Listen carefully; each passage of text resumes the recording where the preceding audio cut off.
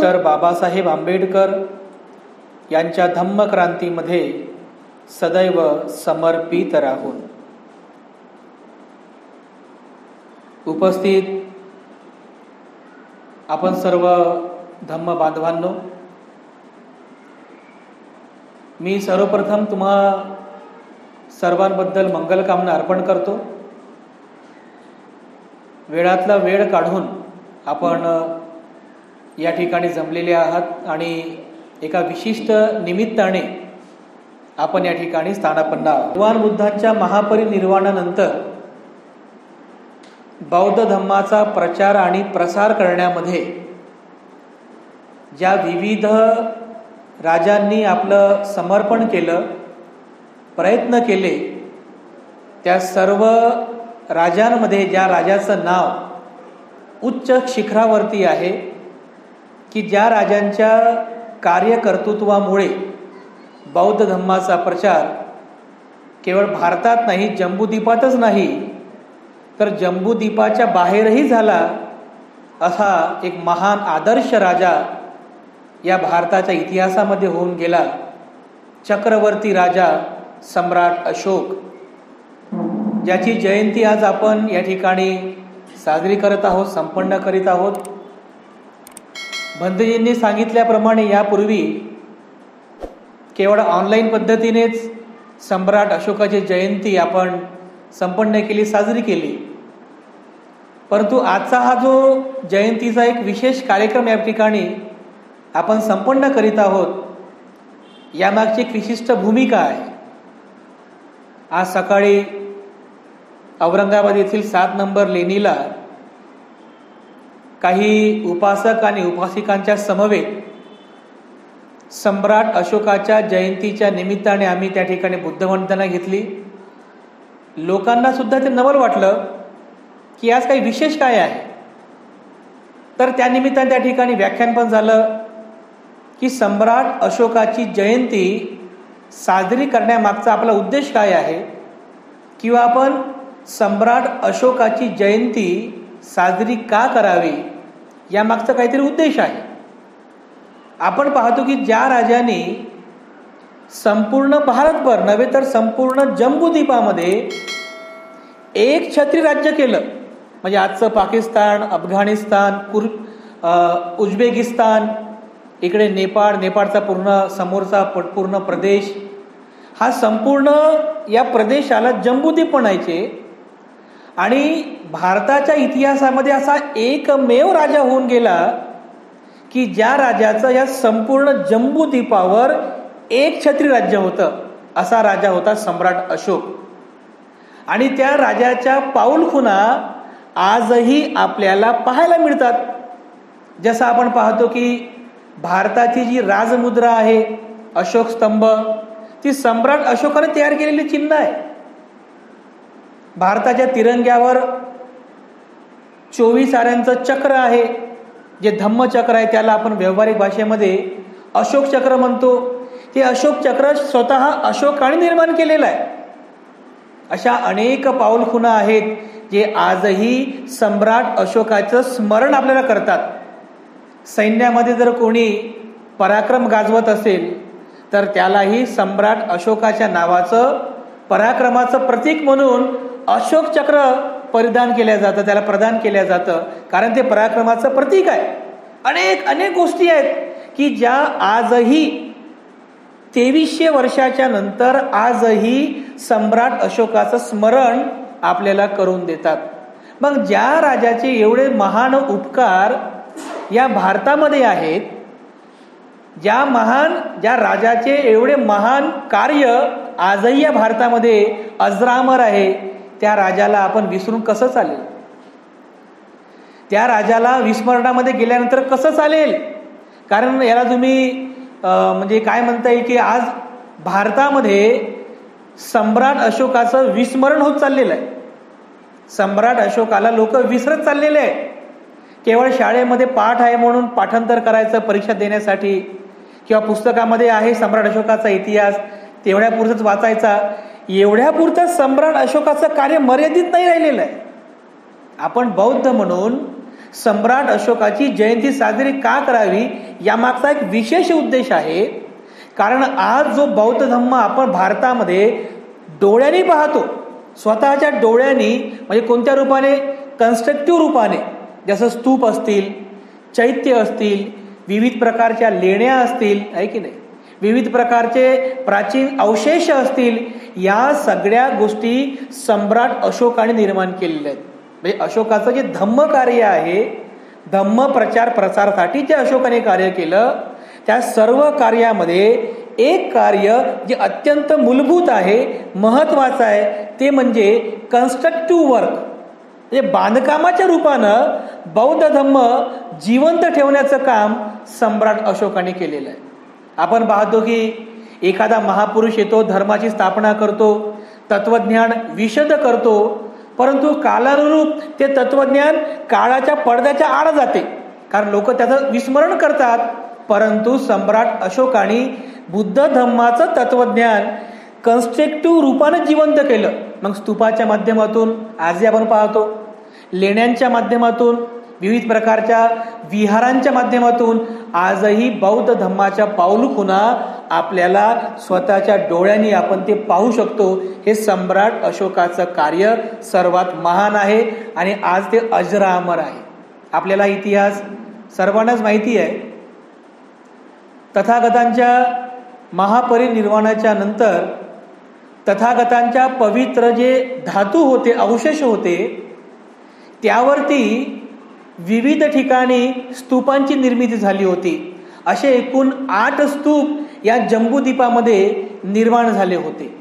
ज्या ज्या राजांना किंवा ज्या अनुयायांना तथागतांच्या अस्थी त्यावेळेस प्राप्त झाल्या, त्या त्या राजांनी किंवा अनुयायांनी त्यांच्या त्यांच्या राज्यामध्ये जाऊन तथागतांच्या त्या पवित्र अवशेषांवरती भव्य दिव्य स्तूपांची निर्मिती केली. सम्राट अशोकाने म्हणजे तथागतांच्या महापरिनिर्वाणाच्या नंतर जवळपास 250 वर्षांनंतर जेव्हा अशोकाचा जन्म झाला, अशोक राजा झाला, त्यानंतर अशोकाने बौद्ध धम्माचा स्वीकार केला आणि संपूर्ण आयुष्य बौद्ध धम्माच्या प्रचार आणि प्रसारासाठी व्यतीत केलं. तर त्याने जे काही धम्मकार्य केलेलं आहे, त्या धम्मकार्यापैकी एक जे महत्वाचं धम्मकार्य आहे ते हे आहे की सम्राट अशोकाने ज्या ज्या ठिकाणी भगवान बुद्धांच्या अस्थींवरती भव्य स्तूपांची निर्मिती केली होती, तो त्या प्रत्येक ठिकाणी गेला. त्या स्तूपाचं त्याने परत उत्खनन केलं आणि त्या स्तूपातून त्या तथागतांच्या अस्थी त्याने परत बाहेर काढल्या आणि त्या सगळ्या अस्थी जमा करून तो परत त्या अस्थी घेऊन पाटलीपुत्र त्याच्या राजवाड्यामध्ये आला. त्या सगळ्या अस्थी एका ठिकाणी जमा केल्या आणि त्या तथागतांच्या अस्थींचे एकूण 84,000 छोटे छोटे भाग केले. कारण तथागतांनी जो धर्म उपदेश केलेला आहे, ज्याला भाग म्हणतात, स्कंद म्हणतात, ते धर्म उपदेश एकूण 84,000 आहेत.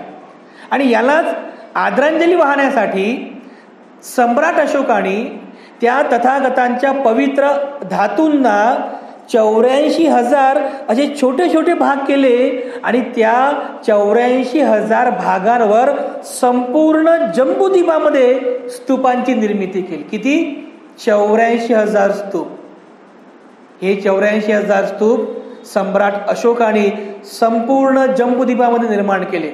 आजचं पाकिस्तान, अफगाणिस्तान, संपूर्ण भारताचा प्रदेश, नेपाळ, हा संपूर्ण जो प्रदेश आहे ज्याला जम्बूद्वीप म्हणायचे, ह्या संपूर्ण जम्बूद्वीपामध्ये सम्राट अशोकाने ह्या 84,000 बुद्ध अवशेषांवर स्थापित केलेल्या ह्या स्तूपांची निर्मिती केलेली आहे. त्यापैकी काही स्तूप जमिनीखाली गडप झालेले आहेत, काही स्तूप विटंबनेमध्ये गेलेले आहेत, काही स्तूप पूर्णपणे म्हणजे विध्वंस झालेला आहे, पण काही स्तूप आजही अजरामर आहेत. जसं तुम्ही सांचीचा स्तूप बघितला असेल, आहे ना.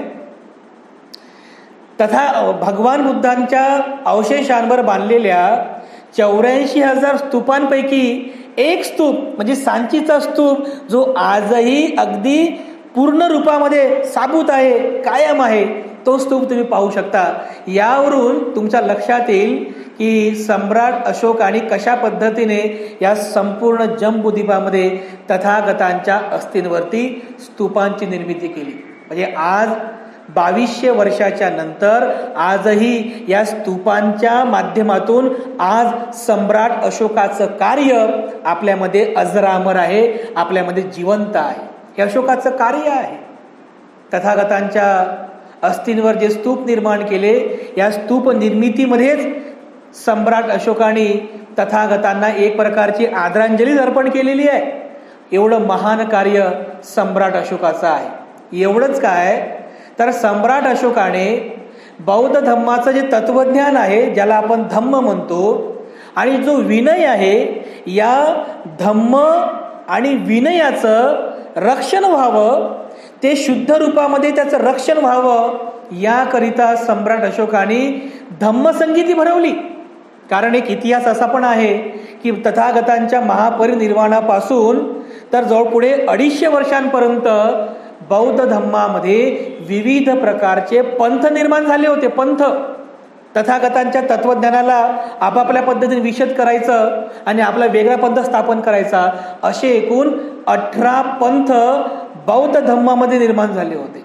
विविध प्रकारचे तत्वज्ञान सांगायचे आणि नाव फक्त बुद्धाचं घ्यायचं, हे बुद्धाचं तत्वज्ञान आहे म्हणून तेच लोकांना सांगायचं. असे 18 पंथ अशोकाच्या काळापर्यंत निर्माण झाले होते. जेव्हा अशोकाने पाहिलं की या ठिकाणी बौद्ध धम्मासंबंधित 18 पंथ आहेत, मग या सर्व पंथांमध्ये बुद्ध धम्माचं जे मूळ पंथ आहे किंवा बुद्ध धम्माचं जे मूळ तत्वज्ञान आहे, ते मूळ तत्वज्ञान कोणतं आहे, याकरिता स्वतः सम्राट अशोकाने बुद्ध धम्माचं अध्ययन केलं की बुद्धाचं मूळ तत्वज्ञान काय आहे, बुद्धाचं मूळ धम्म काय आहे. स्वतः सम्राट अशोकाने त्याचं अध्ययन केलं आणि या मूळ धम्म आणि विनयाचं रक्षण करण्यासाठी सम्राट अशोकाने मोग्गलीपुत्र तिस्स या पूज्य भंतेंच्या अध्यक्षतेखाली पाटलीपुत्र म्हणजे आजचं जे पटना आहे त्या ठिकाणी बौद्ध धम्माची संगीती भरवली. त्याला बौद्ध धम्माची तिसरी धम्म संगीती असं म्हणतात. आणि या संगीतीमध्ये बुद्धाचं जे मूळ तत्वज्ञान होतं, केवळ त्या मूळ तत्वज्ञानाचंच विशदीकरण करण्यात आलं, त्याचं रक्षण करण्यात आलं. या धम्मसंगीतीचे जे अध्यक्ष होते भदंत मोग्गलीपुत्र तिस्स यांनी सुद्धा अतिशय विद्वत्तापूर्वक बौद्ध धम्माचं मूळ तत्वज्ञान त्याचं विशदीकरण केलं आणि त्या मूळ तत्वज्ञानाचं रक्षण व्हावं, मूळ जो धम्म आहे विनय आहे त्याचं रक्षण व्हावं, याकरिता एका ग्रंथाची निर्मिती केली. त्या ग्रंथाचं नाव आहे कथावथू.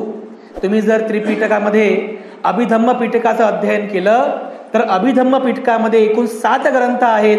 त्या 7 ग्रंथांपैकी एक जो ग्रंथ आहे कथावथू, हा कथावथू जो ग्रंथ आहे या तिसऱ्या धम्म संगीतीमध्ये भदंत मोग्गलीपुत्र तिस्स यांनी लिहिलेला तो ग्रंथ आहे. म्हणजे अशा प्रकारे बौद्ध धम्मामध्ये जे वेगवेगळ्या प्रकारचे पंथभेद निर्माण झाले होते, या पंथभेदाला दूर सारून बुद्ध धम्माचा मूळ जो गाभा आहे त्या गाभ्याचं रक्षण करण्याचं काम सम्राट अशोकाने केलेलं आहे. बुद्ध धम्माला रक्षण करण्याचं काम, विनयाचं धम्म आणि विनयाचं रक्षण करण्याचं काम सम्राट अशोकाने केलेलं आहे. अशोकाने केलेल्या धम्म कार्यापैकी आणखी एक महत्वाचं कार्य आहे. ही संगीती झाल्यानंतर सम्राट अशोकाने बौद्ध धम्माचा प्रचार आणि प्रसार जम्बूद्वीपाच्या बाहेर सुद्धा व्हावा. भारतामध्ये तर आहेच, पण जम्बूद्वीपाच्या बाहेर सुद्धा झाला पाहिजे, याकरिता त्याने वेगवेगळ्या 9 भिक्षूंची 9 समिती स्थापन केल्या. वेगवेगळ्या 9 भिक्षूंच्या 9 समित्या स्थापन केल्या आणि त्या सर्व 9 भिक्षूंना भारताच्या बाहेर वेगवेगळ्या देशांमध्ये पाठवलं बौद्ध धम्माचा प्रचार आणि प्रसार करण्यासाठी. जसं सोन आणि उत्तर नावाचे 2 भिक्षू होते, त्यांना आजचं जे थायलंड आहे, म्यानमार आहे, यांना हा जो देशाचा जो भाग आहे त्याला स्वर्णभूमी म्हणायचे. स्वर्णभूमी म्हणायचे. त्या स्वर्णभूमीमध्ये बौद्ध धर्माचा प्रचार प्रसार करण्यासाठी सोन आणि उत्तर या 2 भिक्षूंची निवड केली. हे 2 भिक्षू स्वर्णभूमीमध्ये गेले, तिथे बौद्ध धर्माचा प्रचार आणि प्रसार केला. आज जे आपण म्हणतो ना, थायलंड बौद्ध राष्ट्र आहे, म्यानमार बौद्ध राष्ट्र आहे, तर हे जे बौद्ध राष्ट्र जे झालेत ते सम्राट अशोकाने जे धम्मप्रचारार्थ या देशांमध्ये जे भिक्षू पाठवले होते, त्यामुळे आज हे स्वर्णभूमीतील हे सर्व देश हे बौद्ध राष्ट्र आहे. एवढंच काय, तर श्रीलंका, त्यावेळी श्रीलंकेला सिलोन म्हणायचे, तर या देशात सुद्धा बौद्ध धर्माचा प्रचार आणि प्रसार व्हावा याकरिता स्वतःचा मुलगा, स्वतःचा पुत्र भिक्षू महेंद्र याला इतर भिक्षूंसमवेत श्रीलंकेमध्ये पाठवलं की तेथेही बौद्ध धर्माचा प्रचार आणि प्रसार झाला पाहिजे. तर आज जे आपण म्हणतो की श्रीलंका एक बौद्ध राष्ट्र आहे, हे जे श्रीलंका बौद्ध राष्ट्र आहे ते कोणामुळे? भिक्षू महेंद्र भारतातून श्रीलंकेमध्ये गेले आणि त्या ठिकाणी बौद्ध धर्माचा प्रचार आणि प्रसार करण्यासाठी संपूर्ण जीवन व्यतीत केलं. तेव्हा श्रीलंका संपूर्ण देश हा बौद्धमय झाला.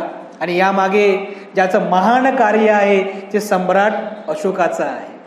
सम्राट अशोकाने आपला पुत्र महेंद्र भिक्षू संघाला दान दिला. आपला हा जो महाराष्ट्राचा जो भाग आहे ना, या महाराष्ट्रामध्ये सुद्धा बौद्ध धर्माचा प्रचार व्हावा, प्रसार व्हावा याकरिता धर्मरक्षित नावाचे भिक्षू महाराष्ट्रामध्ये पाठवले आणि त्यांनी या महाराष्ट्राच्या प्रदेशामध्ये हा जो संपूर्ण मध्य प्रांत आहे, या मध्य प्रांतामध्ये बौद्ध धर्माचा प्रचार आणि प्रसार केला.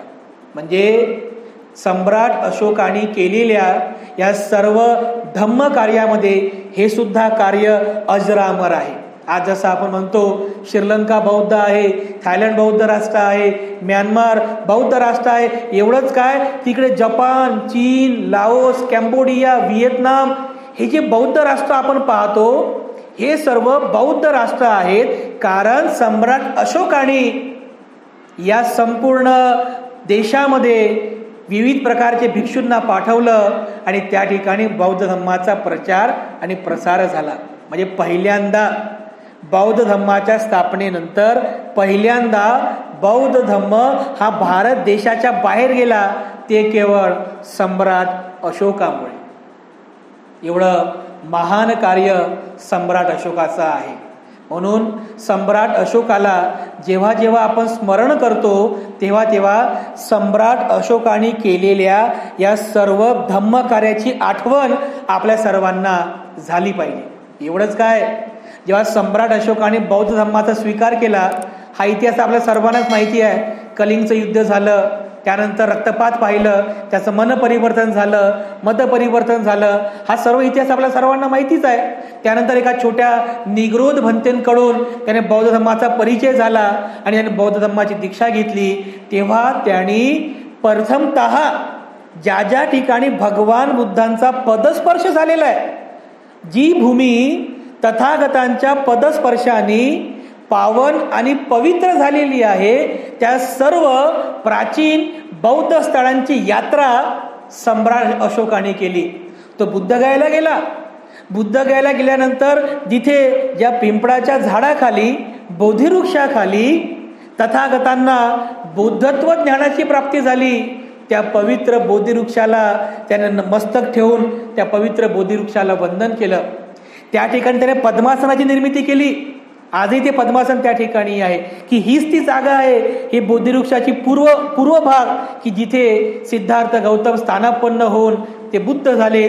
तर त्या ठिकाणी त्याने सोन्यामध्ये तिथे मोठं असं वज्रासन बनवलं होतं आणि त्या वज्रासनाचं रक्षण करण्यासाठी, त्या बोधिवृक्षाचं रक्षण करण्यासाठी तिथे त्याने असं गोल चौकोनी आकारामध्ये तिथे दगडांचं कंपाऊंड निर्माण केलं, रेलिंग निर्माण केली. आजही ती रेलिंग तुम्हाला बुद्धगयाला त्या ठिकाणी पाहायला मिळेल. आणि त्या वज्रासनाच्या अगदी पुढे मोठं असं भव्य त्याने विहाराची निर्मिती केली होती. हे सुद्धा काम त्याचं फार महान आहे. तिथून तो सारनाथला गेला. सारनाथला जाऊन या राजाने त्या भूमीचं दर्शन घेतलं. ह्या भूमीमध्ये सारनाथला हीच ती भूमी आहे की जिथे तथागतांनी आपल्या बुद्धत्व ज्ञानाचा प्रथम उपदेश केला, तर प्रथम उपदेश केला इथूनच बौद्ध धर्माचा प्रचार आणि प्रसाराला सुरुवात झाली. तर जेव्हा सम्राट अशोकाने या भूमीचं महत्त्व जाणलं, अरे ही सारनाथची भूमी, की इथून बुद्ध धर्माचा प्रचार झाला, ही बौद्ध धर्माची जन्मभूमी आहे, तर याचं प्रतीक म्हणून त्याने त्या ठिकाणी एक भव्य स्तूप निर्माण केला. त्याला धम्मेक स्तूप असं म्हणतात. आजही तो धम्मेक स्तूप तुम्हाला सारनाथमध्ये पाहायला मिळेल. त्या धम्मेक स्तूपाच्या बाजूलाच एक तो अगदी त्याच प्रकारचा एक दुसरा स्तूप निर्माण केला होता. त्याला धर्मराजिका स्तूप असं म्हणतात. त्या धर्मराजिका स्तूप जो होता, तथागतांच्या अस्थींवर अशोकाने जे 84,000 स्तूप निर्माण केले होते त्यापैकीच एक असलेला तो धर्मराजिका स्तूप आजही खंडहर अवस्थेमध्ये सारनाथमध्ये तुम्हाला पाहायला मिळेल. त्याचा इतिहास असा सांगितला जातो की वाराणसीचा एक राजा होता. त्या राजाने त्या स्तूपाला तोडलं, त्याच्या विटा बाहेर काढल्या आणि त्या विटांनी आपला महल निर्माण केला. आणि जेव्हा त्याने तो स्तूप तोडला तर त्या स्तूपामध्ये त्याला एका लाकडी मंजुष्यमध्ये तथागतांच्या अस्थी त्याला अस्थी मिळाल्या. त्याला काही समजलं नाही की लाकडी मंजुष्य काय आहे आणि याच्यामध्ये हे जे दिसतंय हे काय आहे. त्याला काही समजलं नाही. त्याने ती लाकडी मंजुषा म्हणजे लाकडी पेटी आणि त्या अस्थी गंगा नदीमध्ये प्रवाहित केल्या. अशा प्रकारे अतोनात नुकसान त्या स्तूपाचं झालं. परंतु त्या स्तूपाचा बेसमेंट आजही तुम्हाला धर्मराजिका स्तूप नावाने सारनाथमध्ये पाहायला मिळेल. अगदी त्या धर्मराजिका स्तूपाच्याच बाजूला सम्राट अशोकाने जिथे तथागतांनी बसून बुद्धत्व ज्ञानाचा उपदेश केला ती मूलगंध कुटी आहे. आणि त्याच्याच मागच्या बाजूला धर्मचक्र प्रवर्तन सूत्राचं प्रतीक किंवा धम्मचक्र प्रवर्तनाचं प्रतीक म्हणून 4 सिंहांचा सिंहस्तंभ त्या ठिकाणी निर्माण केलेला आहे. सिंहस्तंभ ज्याला आपण व्यावहारिक भाषेमध्ये अशोक स्तंभ म्हणतो, कारण तो अशोकाने निर्माण केला म्हणून त्याला आपण व्यावहारिक भाषेमध्ये अशोक स्तंभ म्हणतो. तर तो सिंहस्तंभ आहे तथागतांनी केलेल्या धम्मचक्र प्रवर्तनाचं ते प्रतीक आहे.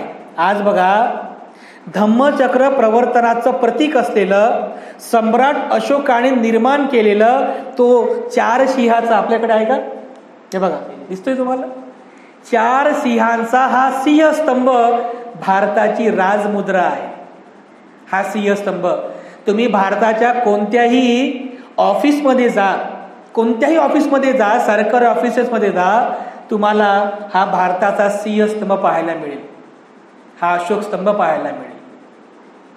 आपल्या नाण्यांवरती, आपले जे नाणे आहेत त्या नाण्यांवरती, आपले जे नोट्स आहेत या नोटींवरती सुद्धा हा अशोक स्तंभ, हा सिंहस्तंभ तुम्हाला पाहायला मिळतो. हा जो सिंहस्तंभ आहे हे बौद्ध धर्माचं चिन्ह आहे, हे आपलं चिन्ह आहे, हे धम्मचक्र प्रवर्तनाचं प्रतीक आहे. म्हणजे कितीही मोठी गोष्ट आहे की बौद्ध धर्माचं चिन्ह भारताची राजमुद्रा आहे.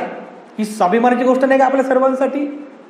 जे 24 आऱ्यांचं जे धम्मचक्र आहे, ज्याला आपण व्यावहारिक भाषेमध्ये अशोक चक्र म्हणतो, कारण त्या 24 आऱ्यांच्या धम्मचक्राची निर्मिती सम्राट अशोकाने केली म्हणून त्याला आपण अशोक चक्र म्हणतो. तेच अशोक चक्र अर्थात ते धम्मचक्र भारताच्या तिरंग्यावरती प्रतिष्ठापित आहे. बरोबर आहे की नाही? जेव्हा एखाद्या घरावर आपण 24 आऱ्यांचं चक्र पाहतो, काय म्हणतो बरं आपण? हे बौद्धांचं घर आहे. वा, एखाद्या गाडीवर आपण अशोक चक्र पाहतो, काय म्हणतो? हे एखाद्या बौद्ध माणसाची गाडी आहे. अरे विचार करा की भारताच्या तिरंग्यावर अशोक चक्र आहे, धम्मचक्र आहे, मग भारत कुणाचा झाला? भारत बुद्धाचा झाला की नाही? हे स्वाभिमानाची गोष्ट आहे आपल्या सर्वांसाठी. म्हणजे ह्या सर्व चिन्हांच्या माध्यमातून सुद्धा सम्राट अशोक आज आपल्यामध्ये अजरामर आहेत. त्यांच्या धम्मकार्याच्या माध्यमातून अजरामर आहेत. सम्राट अशोकाने केलेलं हे महान कार्य आहे. आजही काही अशा गोष्टी आहेत.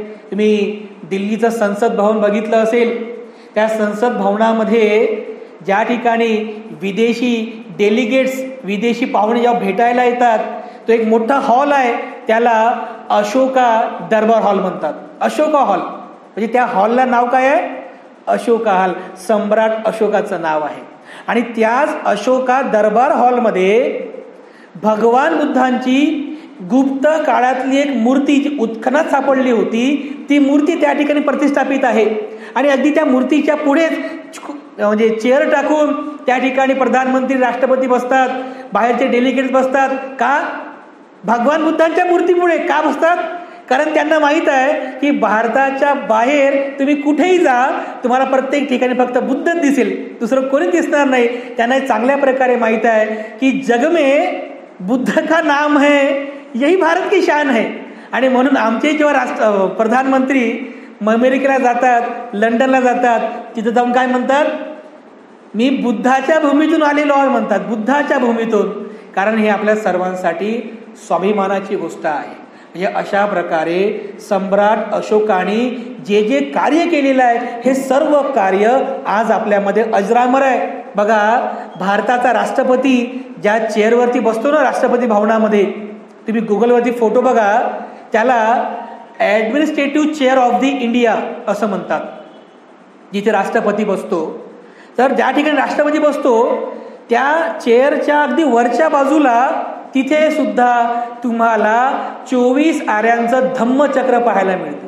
बघा, तुम्ही गुगलवरती फोटो बघा, तिथे त्या चेअरवर धम्मचक्र, 24 आऱ्यांचं धम्मचक्र आहे. आणि त्याच्या खालच्या बाजूला असं गोल रांगेमध्ये लिहिलेलं आहे, धम्मचक्र प्रवर्तनाय. बाबासाहेबांनी लिहून ठेवून दिलेलं आहे. कारण बाबासाहेबांना अपेक्षित होतं की ह्या चेअरवरती बसणारा जो राजा असेल, राष्ट्रपती असेल, त्याला काय करायचं आहे?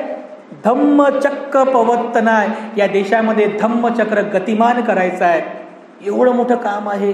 म्हणजे आज सम्राट अशोक 2200 वर्षाच्या नंतरही आपल्यामध्ये जिवंत आहे, अजरामर आहे. कशामुळं? त्यांनी केलेल्या कार्यामुळं. जेव्हा आपण सम्राट अशोकाचे संपूर्ण धम्म कार्य अभ्यास करतो, त्याचं अध्ययन करतो, तर मला वाटते की आज आपल्याकडे हा जो बौद्ध धम्माचा वारसा आपल्याला प्राप्त झालेला आहे, यामागे सुद्धा सम्राट अशोकाचं कार्यच आहे, जे आपल्या सर्वांसाठी प्रेरणादायी आहे. आणि म्हणून सम्राट अशोकाचं धम्म कार्य आपल्या सर्वांसाठी आदर्श आहे. बौद्ध धम्माला सर्वाधिक प्रचार आणि प्रसारित करण्यामध्ये ज्या राजाने सर्वात महान कार्य केलं, हा एक महान राजा सम्राट अशोक या भारत देशामध्ये होऊन गेला.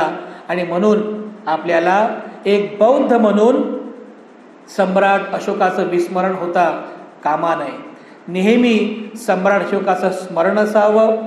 सम्राट अशोकाने केलेल्या धम्म कार्याचं नेहमी स्मरण असावं. बाकीच्यांचा आपण विचार करू नये, पण केवळ आपण या कार्याची आपण सुरुवात करू. तसं म्हणजे अशोकाची जयंती केवळ ऑनलाईन पद्धतीने साजरी न होता एक छोटेखानी का होईना, पण हा कार्यक्रम आपण या ठिकाणी संपन्न केला. दरवर्षी अशा प्रकारचं कार्य आपण करणं गरजेचं आहे, जेणेकरून येणाऱ्या पुढच्या पिढीला सम्राट अशोकाचं जे धम्म कार्य आहे, त्याचं जे महान कार्य आहे, याचा परिचय पुढच्या पिढीला व्हावा. आणि अशोकाचं कार्य प्रत्येक पिढीमध्ये जिवंत राहावं, अजरामर राहावं, याकरिता आपण सर्व हे कार्य पुढे नेऊया. आज सम्राट अशोकाच्या जयंतीच्या निमित्ताने छोटेखानीच आपण हा कार्यक्रम घेतलेला आहे, परंतु एक सुरुवात आहे आपल्या संघरत्न बुद्धविहाराच्या माध्यमातून. आजही तुम्ही बघा, औरंगाबादचा सर्वे करा, बऱ्याचशा बुद्ध विहारांमध्ये तुम्हाला अशोकाची जयंती दिसणारच नाही. बघा तुम्ही, बरेचसे असे विहार आहेत. काही विहार आहेत की ज्या विहारामध्ये धम्मकार्य खूप चांगलं सुरू आहे, ज्या विहारामध्ये आपल्यासारखी उपासक मंडळी आहेत, ती नेहमी काहीतरी ॲक्टिव्हिटीज झाल्या पाहिजेत. तर यापैकीच आपले बुद्ध विहार आहे. आपल्या बुद्ध विहारामध्ये आपण सुरुवात केलेली आहे. पुन्हा मला वाटते 11 तारखेला महात्मा फुले यांची सुद्धा जयंती आहे. 14 एप्रिलला बाबासाहेब आंबेडकरांची जयंती आहे. 2 वर्षांपासून लॉकडाऊनमुळे आपण बाबासाहेबांची जयंती मोठ्या प्रमाणामध्ये साजरी करू शकलो नाही, परंतु आता करोना संबंधित सर्व प्रकारची बंधने शिथिल झालेली आहेत. त्यामुळे यावर्षी मात्र अतिशय धूमधडाक्यामध्ये मोठ्या जल्लोषामध्ये बाबासाहेबांची जयंती आपण साजरी करणार आहोत. तेव्हा या सर्व गोष्टी आपल्या सर्वांना म्हणजे फार महत्त्वाच्या आहेत. स्वतःची सुद्धा काळजी घ्यावी आणि अतिशय शिस्तबद्धरित्या बाबासाहेबांची जयंती आपण सर्व साजरी करूया. आनंदाने हर्षोल्लासाने आपण बाबासाहेबांची जयंती साजरी करू. बाबासाहेबांना अभिवादन करूया. आणि सोबतच आज सम्राट अशोका या महान राजाची जयंती आपण या ठिकाणी साजरी केली आणि या निमित्ताने आपण सर्व या ठिकाणी जमलेले आहोत. तेव्हा भारताच्या इतिहासातील एक महान राजा सम्राट अशोक यांनी केलेल्या धम्म कार्याला मी विनम्रपणे अभिवादन करतो आणि आपल्या सर्वांप्रती पुनश्च एकदा मंगलकामना अर्पण करतो. आपल्या सर्वांचं जय मंगल कल्याण व्हावं अशी मंगलकामना अर्पण करून या ठिकाणी थांबतो. सर्वांचं मंगल हो, सर्वांचं मंगल हो.